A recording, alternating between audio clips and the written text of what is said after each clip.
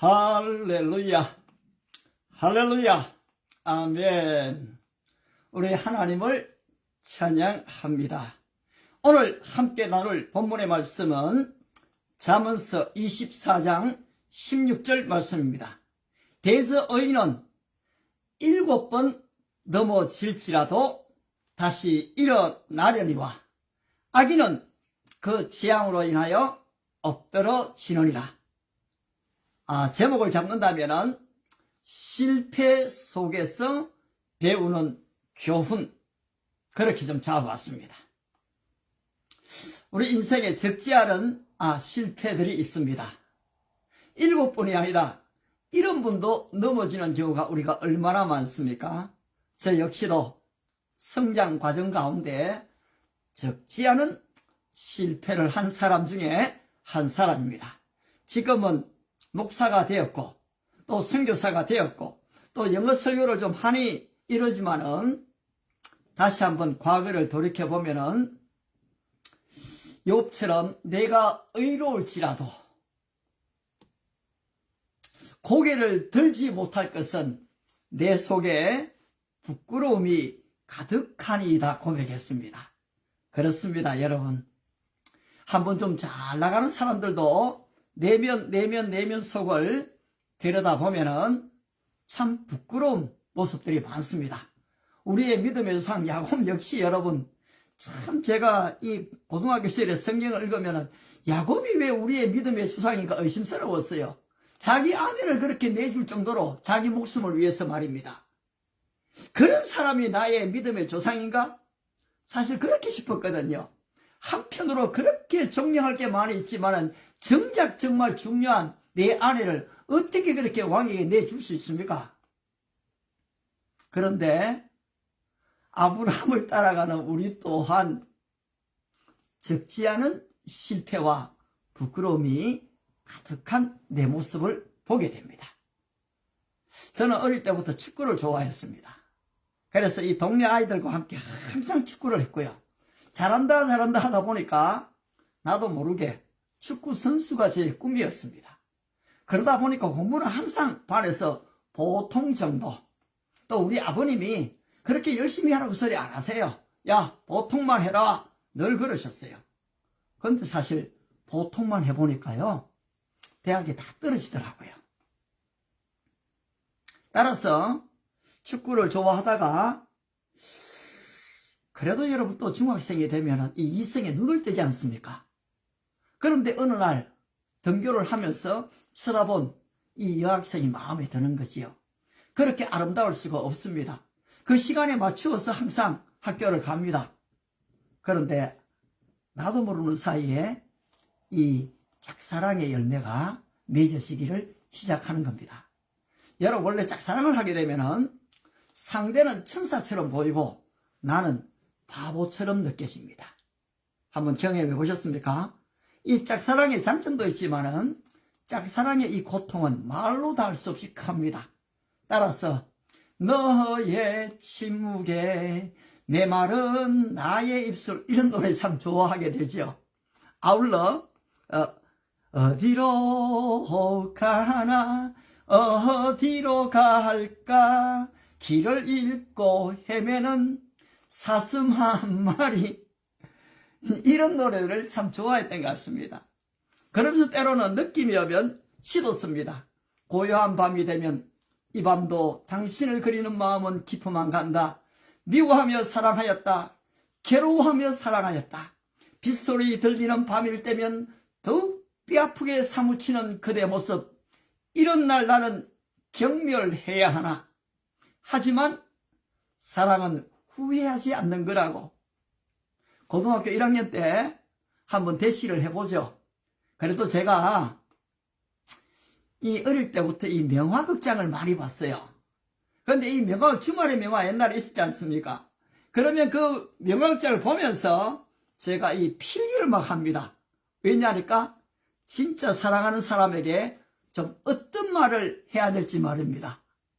그런데 그렇게 열심히 짝사랑을 하다가 프로포즈를 했는데 나왔을까요? 안 나왔을까요? 여러분, 나왔습니다. 나왔어요. 근데 여자는 혼자 안 나옵니다. 항상 친구를 데리고 나옵니다. 함께 분식집을 갔습니다. 뭐 주문을 했습니다. 그런데 마음속에 있는 말들이 나오지를 않습니다. 결국은 나는 남자친구가 있어요 하는 말에 좀 차인 느낌이죠. 그 뒤로 이 짝사랑이 끝이 났습니다만은 그래도 여러분 그때에 썼던 이 시적 영감이 계속되는 거예요. 오늘 다윗이 시인이지 않습니까? 여호와는 나의 목자시니 내가 부족함이 없으리로다. 여러분 어떻게 보면 우리 크리스찬들은 전부 다 시인들입니다. 여러분 찬송가 가사가 전부 다 시입니다. 전날의 한숨 변하여 내 노래 대해였고 전부 다의 고통 가운데서 나온 사실 시거든요. 짝사랑은 실패했지만은 제게 남아있는 것은 시적인 영감이었습니다. 자, 이렇게 지금 이제 중학교 뺑뺑이를 돌려서 들어가죠. 그런데 보통 하다 보니까 정상적인 고등학교를 못 갑니다. 그래서 결국 상업학교를 갔지요. 또 이 속에 어릴 때 가졌던 이 꿈이 이글 타오르기 시작합니다. 여러분 지금이야 손흥민 이 참 국제적인 선수죠. 예, 레전드입니다. 레전드. 그런데 바로 그 앞이 누굽니까? 그렇습니다. 박주영이 또 있습니다. 그런데 박주영보다는 차범근이 사실 뛰어나죠. 근데 여러분 차범근 이전의 선수를 잘 모릅니다. 바로 그분이 이회택 선수입니다. 그 이회택 선수가 저희 누님하고 옛날로는 다방이죠. 커피숍에서 차를 한잔 했다는 얘기를 누님이 집에 와서 했어요. 근데 사실 우리 누님은 축구 선수가 누군지 모릅니다. 이회택도 모릅니다. 근데 두 누님이 이회택 이야기를 하면서 대화하는데 제가 눈이 번쩍 뜨였습니다. 그걸 빌미로 며칠 뒤에 유니폼 입고 축구공 가지고 그분이 당시에 포항제철 감독으로 있었습니다. 그래서 대구에서 이 포항으로 차를 타고 갑니다. 그런데 거기 보니까 선수들이 연습을 하고 있더라고요. 그래서 한번 쳐다봤습니다. 그런데 한 사람이 쓰러졌어요. 이야, 가서 속으로는 이게 찬스닥하고 아유 많이 다치셨어요. 그러니까 좀 아파 이러시더라고요. 제가 좀 뛰어도 될까요? 하니까 그래? 한번 뛰어 이러더라고요. 얼른 유니폼을 갈아입고 게임을 했습니다. 제 인생 최초의 프로 선수들하고 게임을 처음이자 마지막으로 했어요. 이제 경기가 끝났습니다. 어떻게 뛰는지도 모르겠어요. 그러니까 이제 전부 다 또 짐을 챙겨서 버스를 타고 숙소로 들어갑니다. 그런데 제가 이회택 감독님을 좀 만나러 왔다 하니까 차를 타라 하더라고요. 그래서 갔습니다. 그런데요, 이야, 이 프로축구단 감독이 그때 당시로서 마치 이 제왕 같더라고요. 딱 앉아있으니까요, 선수들이 지나가면서 90도로 인사하면서 걸로 지나가더라고요. 그래서 잔뜩 좀 긴장을 하면서 좀 다가갔습니다. 제가 좀 이렇게 왔습니다. 왜 와서? 좀 추천사 하나 받으러 왔습니다. 누구야? 이런 누님하고 잔잔하셨죠? 그때 했지? 좀 감독님 좀 추천을 부탁합니다. 이 자식 공을 왜 차려고 그래? 그러면서 탁 종이 하나 끄집어내더만요. 추천서를 다다다 주시고 두더라고요. 그걸 들고 당시에 협성상고 박수덕 이름 밝혀야 됩니다. 박수덕 이 감독님이 계셨는데 들고 갔습니다. 그러니까 그대로 받아주더라고요. 여러분 이렇게 권세가 있는 한 분의 그런 말 한마디는 이만큼 중요합니다. 그분이 말하니까 아무 조건 없이 묻지도 않고 받아줘요. 그래서 거기서 볼보이도 하고 공을 좀 찼습니다. 그런데 전학이 안 되더라고요. 결국 또 거기서 제 꿈을 접어야만 했습니다. 여러분 이렇게 운동하다가 고등학교 때 이 꿈을 접게 되면 어떤 일이 벌어집니까? 기초가 안 되어가 있지 않습니까? 영어 발음 기호를 모릅니다. 어떻게 대학을 합격하겠습니까? 그런데 또 다 가는 대학이니까 시험을 쳐봐야지요. 떨어집니다. 그런데 그때의 믿음이 들어오기를 시작하고 잠언을 읽기를 시작하면서 대저어인은 7번 넘어질지라도 악인은 재앙으로 인하여 엎드러지느니라. 내가 하나님의 이 택함 받은 하나님의 자녀인데, 내가 의인인데, 따라서 제 마음이 한번 일어서자는 생각이 들었습니다. 여러분, 운동을 했으니까 지식은 좀 부족한데 뭐가 있습니까? 건강이 있잖아요. 성실이 있잖아요. 따라서 20살 때부터 새벽 기도를 가기를 시작했는데, 이 새벽 기도를 가는 것이 저에게 위대한 학교가 되어져 버렸습니다. 따라서 저는 혼자서 이 새벽 기도 학교를 지금 다니면서 시편 32편 8절을 암송합니다. 갈 길을 밝히 보이시니 내가 내 갈 길을 가르쳐 보이고 너를 주목하여 훈계하리로다. 하나님이 나의 스승이시다. 아울러 예수님이 뭐라고 합니까? 수고하고 무거운 짐진 자들아 다 내게로 오라. 내가 너희를 쉬게 하리라. 나의 멍에는 쉽고 가벼운 적 내게 와서 배우라. 주님이 뭐라 합니까? 내게 와서 배우라. 그리하면 쉼을 얻으리라. 여러분, 교회를 다니면서 봉사를 하면서 충성을 하면서 전도를 하면서 주님께 계속 배워야 됩니다. 배우지 않으면은 이 짐을 내려놓는 방법을 모르는 것입니다. 따라서 주님이 나의 스승이 되십니다. 또 계속 성경을 읽습니다. 그러하나 진리의 성령이 오시면 그 성령이 너희를 모든 진리 가운데로 인도하실 것이요 장래일을 너희에게 알리시리라. 와, 성령님이 나의 스승이 되시는구나 모셨습니다. 그리고 설교를 들을 때마다 필기를 하기를 시작했습니다. 여러분, 이게 어떻게 될까요? 1년, 2년, 3년, 5년. 여러분, 예수 한번 믿고 끝날 거 아니잖아요. 다음 주에 교회 안 갈 거 아니잖아요.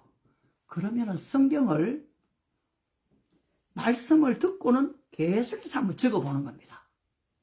저도 모르게 여러분, 이게 목사님 다음 설교 뭐 하실지를 알게 됩니다. 신학을 공부 안 했지만은 설교 흐름을 알게 되는 거죠. 결국은 신학을 공부하지도 못한 채 물론 또 군대를 갔습니다. 결국은 쫓겨났지요. 저는 자칭개국자입니다. 건강했습니다. 하나님이 무슨 계획이 있으셨는지 저를 고향으로 돌려보냈어요.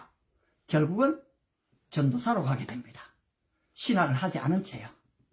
여러분, 자 보십시오.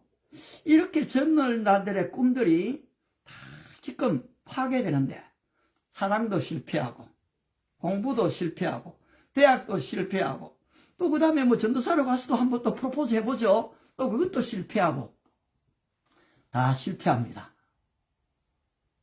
그런데 어떻습니까? 약속의 말씀을 붙잡고 주님께 배우기 시작하고 바로 하나님의 인도하심을 구하며 성령의 능력을 소유하게 되어지면은 여러분, 금방 뭔가 지식이 많아지고 지혜가 생기는 게 아니고 장단기적인 이 비전이 일어나게 됩니다. 옛날에는 나의 생각, 나의 뜻대로 교회에 가던 것이 이제는 하나님의 뜻을 기다리게 됩니다. 늦은 나이에 결국은 이 동양 철학을 전공을 하게 되죠. 그런데 여러분, 이것도 내 의지로 간 게 아니에요. 전적인 은혜인 것을 저는 알거든요. 그래서 갔는데 또 교수들이 강의를 하면 필기가 됩니다. 이미 그전부터 목사님 설교 다 적어봤잖아요. 그래서 시험을 치면은 이상해요. 저 이제까지 공부해도 한 번도 1등 해본 적이 없거든요. 네, 그냥 꼴찌에서 몇 등째, 뭐 중간쯤 잘하면은. 그런데 대학을 갔더니만은 자꾸 자금이 나오는 거예요. 학점이 어느 내라도 4년 동안 부끄럽지 않을 학점이 나오는 거예요. 하나님의 은혜지 않습니까?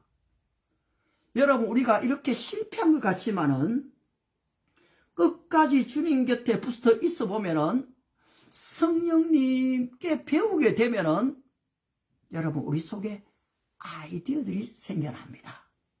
끊임없이 생겨납니다. 오늘 제가 어떤 성공적인 뭔가를 잘해서 얘기하는 거 아니에요.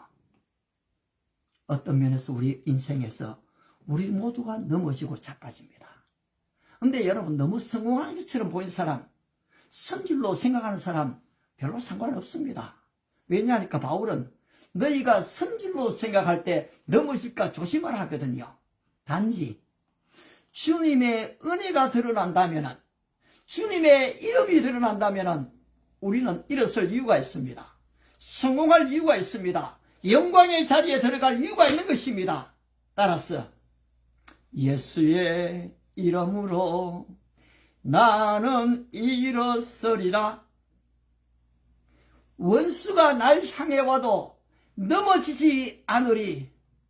주가 주신 능력으로, 예수의 이름의 능력으로, 예수의 이름의 권세로 우리는 일어나는 것입니다.